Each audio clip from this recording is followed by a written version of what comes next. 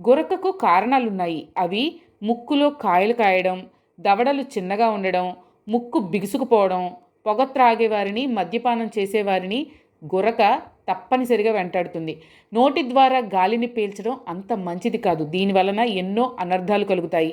నోటితో పీల్చిన గాలి శుభ్రపడదు. గాలిలోని సూక్ష్మజీవులు లోనికి నేరుగా చేరిపోతాయి. దాని ద్వారా అంటువ్యాధులు కలుగుతాయి. సాధారణంగా మనం ముక్కుతో గాలిని పీల్చినప్పుడు ముక్కులో ఉండే వెంట్రుకలు ఈ గాలిలో ఉన్న సూక్ష్మజీవుల్ని ఆపేస్తాయి. దాని ద్వారా అంటువ్యాధులు మనకు రావు.